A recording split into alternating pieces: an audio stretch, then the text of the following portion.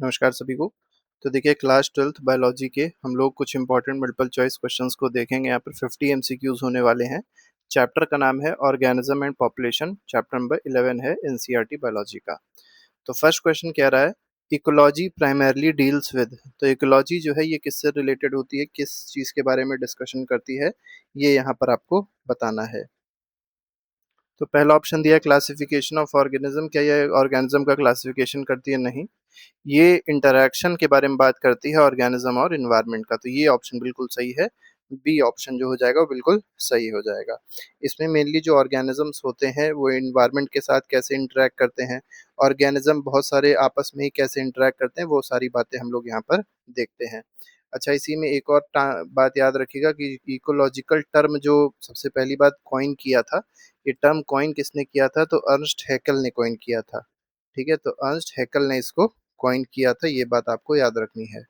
ठीक है, और कब कॉइन किया था? तो 1866 में इस टर्म को कॉइन किया गया था। ठीक है, आगे बढ़ते हैं, अगले क्वेश्चन पे आते हैं। इकोलॉजी को वैसे इकोनॉमिक्स ऑफ नेचर भी कहा जाता है। तो यहाँ से इको से आप समझ सकते हैं इकोनॉमिक्स ऑफ नेचर भी इसको कहा जाता है। आगे बढ़ते हैं, अगला क्वेश्चन देखते हैं। Question number 2, father of ecology in India. तो इकोलॉजी के फादर इंडिया में कौन है, ये आपको यहाँ पर बताना है। तो ये है रामदेव मिश्रा जी। ठीक है, तो ये जो है इनको फादर ऑफ इंडियन इकोलॉजी कहा जाता है। इन्होंने क्योंकि बहुत सारी इकोलॉजिकल रिसर्चेस करी हैं इंडिया में। ठीक है, ग्रासलैंड इकोसिस्टम हो गया, इकोसिस्टम स्टडीज के बारे में इन्होंने बहुत सारी रिसर्चेस करी हैं। अच्छा, वर्ल्ड में अगर पूछा जाए कि वर्ल्ड में इकोलॉजी का फादर कौन है, तो जिसने टर्म को कॉइन किया है अर्नस्ट हैकेल। ठीक है, अर्नस्ट हैकेल, इन्हीं को ही क्या कहा जाता है? Father of ecology in the world कहा जाता है, बात याद रखिएगा। आगे बढ़ते हैं, Ramdev Mishra obtained his PhD from. तो ये जो रामदेव मिश्रा जी हैं, इन्होंने जो अपनी पीएचडी ऑब्टेन करी थी वो कहाँ से ऑब्टेन करी थी? तो लीड्स यूनिवर्सिटी से ऑब्टेन करी थी। लीड्स यूनिवर्सिटी कहाँ पर है? ये इंग्लैंड में है। कहाँ पर है? ये इंग्लैंड में है। और बाद में इन्होंने जो मेन अपना रिसर्च करे हैं, बहुत सारे काम करे हैं, वो बीएचयू में करे, मतलब बनारस हिंदू यूनिवर्सिटी में करे हैं। Ecology mainly studies how organism interact at. अब देखिए इकोलॉजी जो है वो किस बारे में स्टडी करता है कि ऑर्गेनिज्म किस तरीके से इंटरेक्ट करते हैं, मॉलिक्यूलर लेवल पे नहीं, सेलुलर लेवल पे भी नहीं, various levels of biological organization. तो बायोलॉजिकल ऑर्गेनाइजेशन के लेवल्स पे किस तरीके से ऑर्गेनिज्म इंटरेक्ट करते हैं उसके बारे में हम यहाँ पढ़ते हैं। अच्छा, इसमें आपको याद रखना है कि लेवल्स जो होते हैं बायोलॉजिकल ऑर्गेनाइजेशन के, लेवल्स क्या होते हैं? तो सबसे पहले अगर आप देखेंगे तो ऑर्गेनिज्म आ जाएगा। इसके बाद आप देखेंगे तो पॉपुलेशन, मतलब ऑर्गेनिज्म कंबाइन करेंगे तो पॉपुलेशन बनता है। पॉपुलेशन के कॉम्बिनेशन को कम्युनिटी कहा जाता है। ठीक है, पॉपुलेशन का कॉम्बिनेशन क्या कहलाएगा? कम्युनिटी। कई सारी कम्युनिटी जब जुड़ती हैं एक साथ में तो इकोसिस्टम बनता है। ठीक है, कई सारे इकोसिस्टम जब जुड़ते हैं तो बायोम बनता है, और कई सारे बायोम जुड़ेंगे तो क्या बन जाएगा? बायोस्फीयर बन जाएगा। ठीक है, तो ये आपको पैटर्न याद करना पड़ेगा कि सबसे पहले क्या आता है? ऑर्गेनिज्म आता है, और सबसे बड़ा क्या होता है? वो होता है बायोस्फीयर। ठीक है, ये हायरार्की जो होती है ये आपसे बहुत ज़्यादा पूछी जाती है। तो स्मॉलेस्ट अगर पूछा जाए इकोलॉजिकल यूनिट क्या होती है, तो स्मॉलेस्ट इकोलॉजिकल यूनिट ऑर्गेनिज्म खुद होती है। और लार्जेस्ट अगर पूछा जाए इकोलॉजिकल यूनिट क्या होती है, तो आप कहेंगे बायोस्फीयर होती है। दोनों बातें याद रखिएगा। और साथ ही साथ ऑर्गेनिज्म से बना पॉपुलेशन, फिर कम्युनिटी, फिर इकोसिस्टम, फिर बायोम और फिर biosphere. Which is not a level of ecological organization. तो इकोलॉजिकल ऑर्गेनाइजेशन अभी हमने आपको बताया था। अब इसमें क्या नहीं देखने को मिल रहा था? तो पॉपुलेशन दिख रहा था, कम्युनिटी भी था, इकोसिस्टम और क्रोमोसोम। तो क्रोमोसोम नहीं था। तो यहाँ पर डी ऑप्शन जो है वो बिल्कुल सही हो जाएगा। ठीक है, अगर पूछा जाए सम टोटल ऑफ ऑल इकोसिस्टम किसको कहा जाता है, तो बायोस्फीयर को। बायोस्फीयर क्या होता है? Sum total of all ecosystem. Sum of all ecosystem जो है ये क्या हो जाएगा? ये आपका बायोस्फीयर हो जाएगा। अब पॉपुलेशन कंसिस्ट ऑफ, पॉपुलेशन में क्या होता है पूछा गया है आपसे? Different species in an area नहीं, पॉपुलेशन में डिफरेंट स्पीशीज नहीं होगी। पॉपुलेशन में हम लोग सेम स्पीशीज को लेके चलते हैं एक जोग्राफिकल एरिया में। ठीक है, जैसे जिम कॉर्बेट पार्क है तो उसमें कितने टाइगर्स हैं, तो टाइगर्स की जो पॉपुलेशन लेके चल रहे हैं जिम कॉर्बेट पार्क की, उसको क्या कहेंगे? पॉपुलेशन कहा जाएगा। ठीक है, आगे बढ़ते हैं, अगले क्वेश्चन पे आते हैं। क्वेश्चन नंबर 7 है, population ecology links ecology with. तो पॉपुलेशन इकोलॉजी जो है इकोलॉजी को किससे लिंक करती है? तो फिजियोलॉजी से लिंक नहीं करती है, टैक्सोनॉमी से भी लिंक नहीं करती, इवोल्यूशन और पॉपुलेशन जेनेटिक्स इससे लिंक करती है, तो सी ऑप्शन बिल्कुल सही है ठीक है। अच्छा, इसमें एक बात और याद रखिएगा कि जो पॉपुलेशन इकोलॉजी होती है, ये हम लोग को कुछ बातों को समझने के लिए एक्सप्लेन करती है, कुछ चीज़ों को एक्सप्लेन करती है, जैसे नेचुरल सिलेक्शन को एक्सप्लेन करेगी, ठीक है, अडेप्टेशन किस तरीके से होता है इसको एक्सप्लेन करती है, इवोल्यूशन किस तरीके से होता है ये भी हमको यही पॉपुलेशन इकोलॉजी बताती है, ठीक है, जीन फ्रीक्वेंसीज किस तरीके से चेंज होती हैं, क्या होती हैं, वो भी इसी से हम लोग को पता चलता है। और पॉपुलेशन इकोलॉजी से रिलेटेड जो पर्सन है वो मेनली कौन है? वो चार्ल्स डार्विन है। तो डार्विन की जो थ्योरी है वो इसी नेचुरल सिलेक्शन या पॉपुलेशन इकोलॉजी से रिलेटेड है। Birth rate of population refers to, birth rate का मतलब क्या होता है ये बताना है आपको। तो टोटल बर्थ पहला दिया गया नहीं, per capita birth, B option बिल्कुल सही है कि एक इंडिविजुअल, मतलब सीधे सीधे अगर समझा जाए तो पर कैपिटा बर्थ जो है यही जो होता है ये बर्थ रेट पॉपुलेशन पे डिपेंड करता है, ठीक है। और बर्थ रेट का मतलब क्या होता है? बर्थ रेट का मतलब होता है नंबर ऑफ बर्थ, कितनी बर्थ हुई, अपॉन पॉपुलेशन, ठीक है। पॉपुलेशन साइज क्या है उस पे इन्वर्सली प्रोपोर्शनल होगा, तो ये हो जाएगा क्या? बर्थ रेट का फॉर्मूला हो जाएगा। टोटल बर्थ ना कर दीजिएगा, गलत हो जाएगा। Death rate of population is expressed as, अब डेथ रेट को कैसे एक्सप्रेस किया जाता है? तो डेथ रेट का मतलब है पर कैपिटा डेथ कहते हैं इसको, ठीक है। यहाँ पे भी वही फॉर्मूला हो जाएगा, डेथ रेट का फॉर्मूला क्या हो जाएगा? नंबर ऑफ डेथ, ठीक है, upon population, number of death upon population size या पॉपुलेशन, ठीक है। तो ये क्या हो जाएगा? आपका डेथ रेट हो जाएगा। आगे बढ़ते हैं, अगले क्वेश्चन पे आते हैं। Sex ratio is characteristic of, sex ratio का मतलब क्या होता है? नंबर ऑफ फीमेल पर थाउजेंड मेल्स, ठीक है, मतलब थाउजेंड मेल पे कितनी फीमेल है, इसको क्या कहा जाता है? सेक्स रेशियो कहा जाता है। मेनली रिलेटिव एक टर्म है ये। अब ये क्या बताना चाहता है? ये किसकी कैरेक्टरिस्टिक है? इंडिविजुअल की कैरेक्टरिस्टिक नहीं है, ये पॉपुलेशन की कैरेक्टरिस्टिक होती है, ठीक है। एक इंडिविजुअल में सेक्स रेशियो नहीं हो सकता, पॉपुलेशन में ही होगा। आगे बढ़ते हैं, अगले क्वेश्चन पे आते हैं, अगला क्वेश्चन देखेंगे। अगला क्वेश्चन कह रहा है age distribution graph of population is called. देखिए, पॉपुलेशन का जो एज डिस्ट्रीब्यूशन का ग्राफ होता है इसको क्या कहते हैं हम लोग? इकोलॉजिकल पिरामिड नहीं कहते, पॉपुलेशन कर्व भी नहीं कहते, इसको एज पिरामिड कहा जाता है। तो इसमें सी ऑप्शन बिल्कुल सही हो जाएगा, ठीक है। ये मेनली फ्यूचर पॉपुलेशन ग्रोथ को भी प्रेडिक्ट कर देता है। Broad base age pyramid indicates, देखिए अगर कोई ऐसा पिरामिड है जिसका बेस जो है बहुत ही ब्रॉड है, ब्रॉड बेस का मतलब क्या होता है ये यहाँ पर आपसे पूछा गया है कि अगर मान लीजिए आपका एज पिरामिड है, उसमें बेस आपको ब्रॉड दिख रहा है, इसका मतलब जो पॉपुलेशन है वो एक्सपैंड हो रही है। तो सी ऑप्शन बिल्कुल सही है, ठीक है। तो मतलब ये हुआ कि यंग पॉपुलेशन जो है वो ज़्यादा नंबर में होगी, या ऐसे कह सकते हैं कि बर्थ रेट जो है वो ग्रेटर देन हो जाएगा डेथ रेट के, ठीक।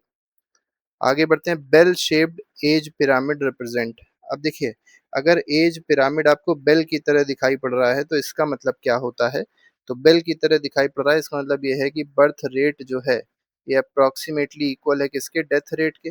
और अगर दोनों चीजें अगर इक्वल रहेंगी तो पॉपुलेशन क्या रहेगी? स्टेबल रहेगी, ठीक है। तो कांस्टेंट रहती है पॉपुलेशन, ज्यादा चेंजेस देखने को नहीं मिलते। Earn shaped age pyramid indicates, अब देखिए अगर अर्न शेप्ड पिरामिड है तो इसका मतलब क्या होता है? इसका मतलब ये है कि जो पॉपुलेशन है वो बहुत तेजी से कम हो रही है, तो डिक्लाइनिंग पॉपुलेशन को ये शो करेगा, ठीक है। बर्थ रेट इसमें क्या होती है लोगों की, मतलब जो बर्थ रेट होगी इस पॉपुलेशन में वो कम होगी, और एल्डर पॉपुलेशन जो होगा वो बहुत तेजी से बढ़ रहा होगा, ठीक है। अब एल्डर पॉपुलेशन मतलब अगर 50 से ऊपर के लोग ज़्यादा होंगे तो रिप्रोडक्शन की कैपेसिटी होती नहीं है, तो कहीं ना कहीं बर्थ रेट कम होता चला जाएगा और पॉपुलेशन डिक्रीज होती चली जाएगी, डिक्लाइन होती चली, जैसे जापान जर्मनी का एग्जाम्पल इसमें लिया जा सकता है। Population density is denoted by, अब पॉपुलेशन डेंसिटी को कैसे डिनोट किया जाता है ये बताना है, तो इसको कैपिटल एन से डिनोट करते हैं, ठीक है। Number of individuals in a population, ठीक है, मतलब एक पर यूनिट एरिया में, एन मतलब हो जाएगा पॉपुलेशन पर यूनिट एरिया, ठीक है। एक यूनिट एरिया में कितनी पॉपुलेशन है, इसी को पॉपुलेशन डेंसिटी कहा जाता है। Population density of banyan tree is best measured using, अब देखिए बनियान ट्री की, अगर बरगद के पेड़ की आपको पॉपुलेशन डेंसिटी जाननी है तो इसके लिए क्या करना पड़ेगा, नंबर को नहीं देखना पड़ेगा, बायोमास से हम लोग ज़्यादा अच्छे से जान सकते हैं। ठीक है, तो biomass will be the correct answer. तो देखिए यहाँ पर आपको ये समझना पड़ेगा कि जो भी ऑर्गेनिज्म बहुत बड़े होते हैं, जैसे बरगद का पेड़ बहुत बड़ा होता है, तो उसमें नंबर से अच्छा होता है कि हम लोग बायोमास को चेक कर लें, वो ज़्यादा अच्छे से पॉपुलेशन डेंसिटी बता पाता है। क्वेश्चन नंबर 17 कह रहा है population density of bacteria in culture is commonly estimated by. अब देखिए अगर बहुत ही छोटी चीज़ें हैं, मतलब जैसे बैक्टीरिया बहुत छोटी चीज़ होती है, तो इसमें बायोमास तो नेग्लिजिबल होगा, तो इसमें क्या करते हैं, कॉलोनी को काउंट करते हैं। ठीक है, तो कॉलोनी को जब काउंट किया जाता है तो पता चल पाता है हम लोग को कि पॉपुलेशन डेंसिटी बैक्टीरिया की क्या है। ठीक है, और इसको जो मेजर किया जाता है इसको CFU में मेजर करते हैं, इसका मतलब होता है कॉलोनी फॉर्मिंग यूनिट्स के फॉर्म में। Tiger census is often based on, तो टाइगर सेंसस जो होता है वो किस पे बेस्ड होता है, डायरेक्ट काउंटिंग नहीं करते टाइगर्स की, इतना आसान नहीं है, ब्लड सैंपल भी नहीं ले सकते, पग मार्क को देखा जाता है और फीकल पैलेट्स को देखा जाता है। आगे बढ़ते हैं, question number 19, population size changes mainly due to. देखिए पॉपुलेशन साइज जो चेंज होती है ये किसकी वजह से मेनली चेंज होती है ये बताना है आपको। तो म्यूटेशन की वजह से पॉपुलेशन साइज नहीं चेंज होगी, फोर डेमोग्राफिक प्रोसेस की वजह से चेंज होती है। अब बात आती है फोर डेमोग्राफिक प्रोसेस कौन कौन से, ये भी पता होने चाहिए, जैसे नटैलिटी होता है पहला। ठीक है, नटैलिटी होता है डेमोग्राफिक प्रोसेस। इसके बाद आप देखेंगे तो मोर्टेलिटी होता है। आपसे ऐसे पूछा जा सकता है किस पे बेस्ड नहीं होती है, किस पे डिपेंड नहीं करती है। और तीसरा हो जाएगा इमिग्रेशन, मतलब आना, ठीक है, बाहर से आना। और लास्ट हो जाएगा एमिग्रेशन, मतलब यहाँ से बाहर जाना, एमिग्रेशन। तो ये चार चीजें होती हैं जिस पे पॉपुलेशन साइज डिपेंड करती है। 20th क्वेश्चन कह रहा है विच इंक्रीजेस पॉपुलेशन डेंसिटी, तो कौन सा ऐसा है जो पॉपुलेशन डेंसिटी को बढ़ा देगा। पॉपुलेशन डेंसिटी को मोर्टेलिटी कम करता है, इमिग्रेशन भी गलत है, नेटैलिटी जो है ये पॉपुलेशन डेंसिटी को बढ़ाएगा। ठीक है, मेनली बर्थ की बात होती है इसमें, न्यू इंडिविजुअल्स ऐड हो जाते हैं, तो ये पॉजिटिव फैक्टर है, ये हो गया। और एक इमिग्रेशन हो गया, मतलब बाहर से अंदर आना, इमिग्रेशन। तो ये दोनों चीजें क्या करती हैं, पॉपुलेशन डेंसिटी को इंक्रीज करती हैं। विच डिक्रीजेस पॉपुलेशन डेंसिटी, इनमें से पॉपुलेशन डेंसिटी को डिक्रीज कौन करेगा, तो इमिग्रेशन डिक्रीज नहीं करेगा, नटैलिटी भी डिक्रीज नहीं करेगा, मोर्टेलिटी मतलब डेथ होता है, ये डिक्रीज करता है। तो मोर्टेलिटी हो गया और इमिग्रेशन हो गया। ठीक है, ये दो चीजें होती हैं जो पॉपुलेशन डेंसिटी को डिक्रीज करती हैं। मूवमेंट इनटू हैबिटेट इज, तो अगर हैबिटेट में मूवमेंट हो रहा होता है, किसी भी हैबिटेट में अंदर आप आ रहे हैं या कोई ऑर्गेनिज्म जा रहा है, तो उसको इमिग्रेशन कहते हैं। और बाहर निकलने क्या कहते हैं, एमिग्रेशन कहते हैं। आउट ऑफ हैबिटेट क्या हो जाएगा, एमिग्रेशन हो जाएगा। ठीक है, आगे बढ़ते हैं, अगला क्वेश्चन देखेंगे। In newly colonised habitat most important factor is, तो अगर कोई न्यूली कॉलोनी है, एक हैबिटेट है नया जो कॉलोनाइज्ड बना है, उसमें जो सबसे इम्पोर्टेंट फैक्टर होगा वो क्या होगा। ठीक है, तो ये मेनली इमिग्रेशन होगा। अब जैसे मान लीजिए कोई नई एक बस्ती सेटअप हुई, तो वहाँ पे जो सबसे इम्पोर्टेंट फैक्टर है, तो उस बस्ती में बहुत सारे लोग बाहर से आ रहे होंगे ना अंदर, तो इसको क्या कहा जाएगा, इमिग्रेशन कहेंगे। ठीक है, तो जब नए नए लोग बाहर से आ जाते हैं तो इसको क्या कहा जाता है, इमिग्रेशन कहा जाता है। Population growth under unlimited resource is, तो अगर अनलिमिटेड रिसोर्सेज हैं और पॉपुलेशन ग्रोथ तब किस तरीके से हो रही होगी, तो ये एक्सपोनेंशियल पॉपुलेशन ग्रोथ हो रही होगी, मतलब बहुत तेजी से बढ़ रहे होंगे, अनलिमिटेड फूड होगा। ठीक है, स्पेस अनलिमिटेड होगी, तो इससे रैपिड ग्रोथ होगा, जो इंडिया में 1960-70s के बाद देखने को मिला। और इसमें जो कर्व होगा, कर्व का शेप कैसा हो जाएगा, तो जे शेप्ड कर्व हो जाएगा। ठीक है, एक्सपोनेंशियल ग्रोथ गिव्स, अब एक्सपोनेंशियल ग्रोथ से क्या होने वाला है, तो जे शेप्ड कर्व देखने को मिलता है। ठीक है, मतलब पॉपुलेशन ग्रो करेगी बहुत तेजी से बिना किसी रिस्ट्रिक्शन के। Equation d N upon d t is equal to r N represents, तो ये जो d N upon d t is equal to r N है, ये क्या रिप्रेजेंट करता है, ये एक्सपोनेंशियल ग्रोथ को रिप्रेजेंट करता है। ठीक है, इसमें एन जो है ये क्या है, पॉपुलेशन साइज है, पॉपुलेशन साइज है। ठीक है, ये क्या है, rate of change of population हो जाएगा, और जो आर है ये क्या हो जाएगा, इंट्रिंसिक रेट ऑफ इंक्रीज या रेट ऑफ इंक्रीज है ये। ठीक है, आगे बढ़ते हैं, अगले क्वेश्चन पे आते हैं, question number 28, intrinsic rate of natural increase is represented by, तो intrinsic rate of natural increase भी हमने देखा, इसको आर से रिप्रेजेंट किया गया है। Base of natural logarithm is, तो नेचुरल लॉग का जो बेस होता है वो क्या होता है, तो उस इक्वेशन को अगर आप इंटीग्रेट करेंगे तो जो नेचुरल लॉग आता है वो कितना आता है, 2.71828 आता है, तो बी ऑप्शन सही है। Carrying capacity is represented bye, carrying capacity को कैसे रिप्रेजेंट किया जाता है, तो इसको के से रिप्रेजेंट किया जाता है। कैरिंग कैपेसिटी का मतलब क्या होता है कि जो मैक्सिमम पॉपुलेशन जिसको एनवायरनमेंट सपोर्ट करता है या कर सकता है, maximum population that can be supported by environment is called carrying capacity, मतलब उससे ज़्यादा अगर पॉपुलेशन हो जाएगी तो इन्वायरमेंट पे बर्डन पड़ने लग जाएगा। लॉजिस्टिक ग्रोथ गिव्स, अब देखिए लॉजिस्टिक ग्रोथ अगर हो रही है तो उससे जो कर्व मिलता है वो सिग्मॉइड कर्व होता है, ठीक है, तो ये बात याद रखिएगा। तो सिग्मॉइड मतलब एस शेप का होगा, एस शेप्ड कर्व देखने को मिलेगा, ठीक है। आगे बढ़ते हैं, अगला क्वेश्चन है question number 32, logistic growth was proposed by, अब लॉजिस्टिक ग्रोथ जो थी वो किसने प्रपोज किए करी थी, डार्विन ने नहीं, ओडम ने नहीं, वेरहुल्स्ट और पर्ले ने करी थी, तो यहाँ पर सी ऑप्शन बिल्कुल सही है। आगे बढ़ते हैं, logistic growth is more realistic because, अब ज़्यादा रियलिस्टिक होती है लॉजिस्टिक ग्रोथ क्योंकि जो रिसोर्सेज हैं अनलिमिटेड नहीं है, रिसोर्सेज क्या है, फाइनाइट है, ठीक है। अब अगर आपको पता होगा कोई भी इन्वायरमेंट है तो उसमें अनलिमिटेड रिसोर्सेज नहीं हो सकते, ठीक है। तो जो नेचुरल पॉपुलेशन होती है, जो भी नेचुरल पॉपुलेशन होती है वो किस तरीके का ग्रोथ फॉलो करती है, नेचुरल पॉपुलेशन हमेशा फॉलो करेगी लॉजिस्टिक ग्रोथ, ठीक है, एक्सपोनेंशियल ग्रोथ फॉलो नहीं करेगी। Organism maximizing reproductive fitness show, अब देखिए ऐसे ऑर्गेनिज्म जो रिप्रोडक्टिव फिटनेस को मैक्सिमाइज कर रहे हैं ये क्या शो करते हैं, ये हाई मोर्टेलिटी को नहीं शो करेंगे, हाई आर वैल्यू को शो करते हैं, ठीक है। आगे बढ़ते हैं, Pacific salmon is an example of, तो पैसिफिक सैल्मन जो है ये किसका एग्जांपल है, मल्टीपल ब्रीडिंग ऑर्गेनिज्म का नहीं है, सिंगल ब्रीडिंग ऑर्गेनिज्म का एग्जांपल है पैसिफिक सैल्मन, ठीक है। इसमें ऐसे समझ सकते हैं सिंगल ब्रीडिंग को, जैसे पैसिफिक सैल्मन जो होता है ये एक बार ब्रीड करता है, तो ब्रीड वंस एक बार ब्रीड करेगा और फिर क्या हो जाएगी, इसकी डेथ हो जाएगी, ठीक है, एक बार ब्रीडिंग करता है फिर इसकी डेथ हो जाती है। बैम्बू जनरली रिप्रोड्यूसेस, अब बैम्बू के बारे में देखा जाए तो बैम्बू कैसे रिप्रोड्यूस होता है, कई बार नहीं होता, ये भी once in a lifetime produce होता है, तो यहाँ पर भी बी ऑप्शन बिल्कुल सही है। आगे बढ़ते हैं, अगले क्वेश्चन पे आएंगे, क्वेश्चन नंबर 37, ओएस्टर प्रोड्यूस, अब ओएस्टर के बारे में पूछा गया ये क्या प्रोड्यूस करते हैं, फ्यू लार्ज ऑफ स्प्रिंग नहीं प्रोड्यूस करते, मैनी स्मॉल ऑफ स्प्रिंग को प्रोड्यूस करते हैं, ठीक है, तो कई सारे छोटे छोटे ऑफ स्प्रिंग को ये प्रोड्यूस करते हैं।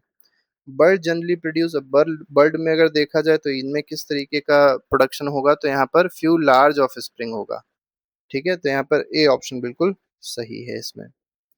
आगे बढ़ेंगे, inter specific interaction occurs between, तो इंटर स्पेसिफिक इंटरेक्शन जो होता है इसको क्या कहा जाता है, मतलब इस फिनोमेना, ये जो फिनोमेना है ये किस में आएगा, तो इंटर स्पेसिफिक, इंटर मतलब होता है डिफरेंट स्पीशीज, ठीक है, तो जो इंटरेक्शन डिफरेंट स्पीशीज के बीच में होता है, अलग अलग स्पीशीज के बीच में होगा उसको इंटर स्पेसिफिक इंटरेक्शन कहा जाएगा।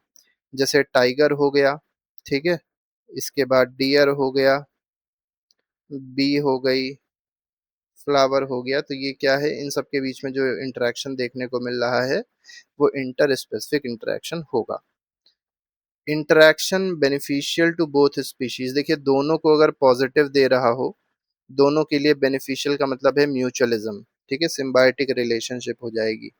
जैसे माइकोरजा आप देखेंगे, माइको माइकोरजा, ठीक है, आर के बाद एच होता है, आई नहीं होता, जेड ए, माइकोरजा, इसमें आप देखेंगे सिम्बायोटिक रिलेशनशिप देखने को मिलता है। फिग और वास्प में भी अगर आप देखेंगे सिम्बायोटिक रिलेशनशिप देखने को मिलेगा या म्यूचुअलिज्म देखने को मिलता है। इसी तरीके से लाइकेंस में देखेंगे तो एल्गी और फंगाई का देखने को मिलता है, ठीक है, LICHENS लाइकेंस, तो ये तीनों के तीनों एग्जाम्पल किसके हैं, म्यूचुअलिज्म के एग्जाम्पल है, तो दोनों को ही बेनिफिट हो रहा होगा। Interaction harmful to both species, अब दोनों के लिए हार्मफुल हो जाए मतलब पहले का भी नुकसान हो दूसरे का भी नुकसान हो, और ये मेनली किस में होता है, कंपटीशन में होता है, तो कंपटीशन में याद रखिएगा दोनों का ही नुकसान होता है, ठीक है। इंटरैक्शन प्लस एंड जीरो, तो एक का तो फायदा हो रहा हो दूसरे का न नुकसान हो रहा हो न फायदा हो रहा हो, तो इसको कहते हैं कमेंसालिज्म। ठीक है, तो कमेंसालिज्म कहते हैं। और एमेंसालिज्म जस्ट इसका अपोजिट होता है कि एक का नुकसान हो रहा होता है और दूसरे का न फायदा हो रहा होता है न नुकसान हो रहा होता है, तो इसको एमेंसालिज्म कहेंगे।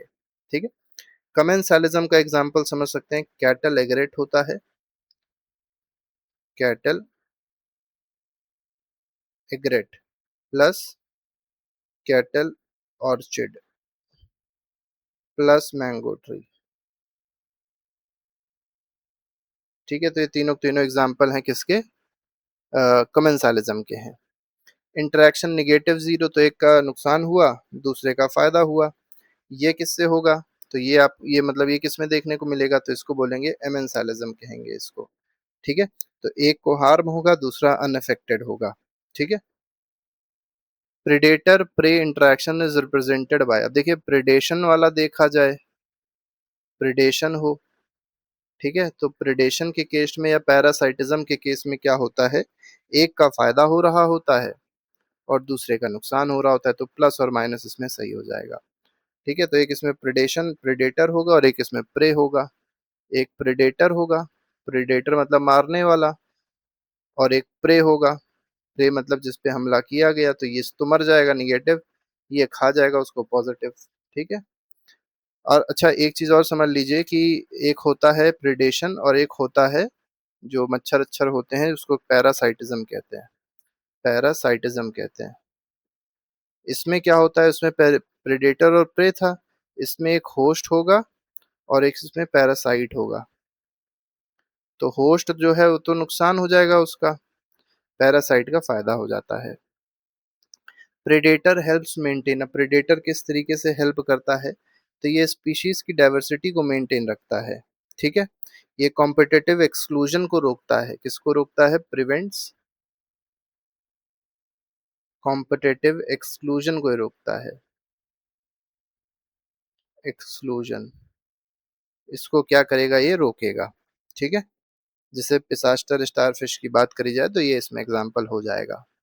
बायोलॉजिकल कंट्रोल डिपेंड्स अपॉन, तो बायोलॉजिकल कंट्रोल जो है ये किस पे डिपेंड करता है, ये प्रेडेटर्स पे डिपेंड करता है, तो बी ऑप्शन बिल्कुल सही है। ठीक है, क्योंकि जो नेचुरल एनिमीज होते हैं वही क्या करते हैं, सीधे सीधे पेस्ट को कंट्रोल कर पाते हैं। जैसे लेडी बर्ड बीटल जो होती है, ठीक है, लेडी बर्ड बीटल ये किसको कंट्रोल करेगी, ड्रैगन फ्लाई को, ड्रैगन फ्लाई। आगे बढ़ते हैं, यहाँ पर कहा गया starfish Pisaster is famous example of, तो ये किसका एग्जांपल है, तो ये कीस्टोन स्पीशी है, कीस्टोन प्रेडेटर है ये, तो सी ऑप्शन बिल्कुल सही है। अब कीस्टोन का मतलब ये होता है कि अगर इसको यहाँ से रिमूव कर दिया जाए इकोसिस्टम से तो इकोसिस्टम कोलैप्स हो सकता है। ठीक है, तो ये बात याद रखिएगा। और ये बात किसने बताई थी, कीस्टोन से रिलेटेड कीस्टोन वाली बात जो बताई है ये रॉबर्ट पेन ने बताई है, रॉबर्ट पेन ने बताई है, ये बात भी याद रखिएगा, इंपॉर्टेंट है। आगे बढ़ते हैं, monarch butterfly is protected because, तो मोनार्क बटरफ्लाई को कौन प्रोटेक्ट करता है, कैसे प्रोटेक्ट होती है, कैमोफ्लेज नहीं कर पाती है, पॉइजनस केमिकल छोड़ती है। ठीक है, और ये इसको बर्ड जो होती हैं वो इसको नहीं खा पाती हैं क्योंकि इसका टेस्ट बहुत ही ज्यादा गंदा हो जाता है। Calotropis is avoided by cattle because it contains, देखिए कैलोट्रोफिस जो है ये कैटल्स नहीं खा पाते क्योंकि ये क्या कंटेन करती है, तो कार्डियक ग्लाइकोसाइड्स को कंटेन करती है, इसमें कार्डियक ग्लाइकोसाइड्स होते हैं और मेनली ये कुछ टॉक्सिक केमिकल्स होते हैं, टॉक्सिक केमिकल्स होते हैं ये, और ये क्या करते हैं, प्लांट को प्रोटेक्ट करते हैं कि उनको कोई खाए ना। ठीक है, तो प्लांट प्रोटेक्शन में ये हेल्प करेंगे, तो ये केमिकल डिफेंस मैकेनिज्म है एक तरीके से। लास्ट क्वेश्चन है, गॉस का कॉम्पिटिटिव एक्सक्लूजन प्रिंसिपल क्या स्टेट करता है, इसका क्या मतलब होता है, ये आपको यहाँ पर बताना है। टू स्पीशीज ऑलवेज को एग्जिस्ट नहीं, कंपटीशन नेवर अकर्स ये भी गलत है, competitive inferior species is eliminated ये बिल्कुल सही है कि जो इंफीरियर स्पीशीज होंगी कॉम्पिटिटिवली वो खत्म हो जाएंगी, एलिमिनेट हो जाएंगी। तो ये 50 एमसीक्यूज थे जो हम लोग ने डिस्कस किए। इसके अलावा हर एक चैप्टर के एमसीक्यू जो है हम लोग ने प्लेलिस्ट में लगाए हैं, आप जाके देख सकते हैं और अपना रिवीजन अच्छे से कर सकते हैं। अभी के लिए फिलहाल नहीं, thank you very much, goodbye, जय हिंद।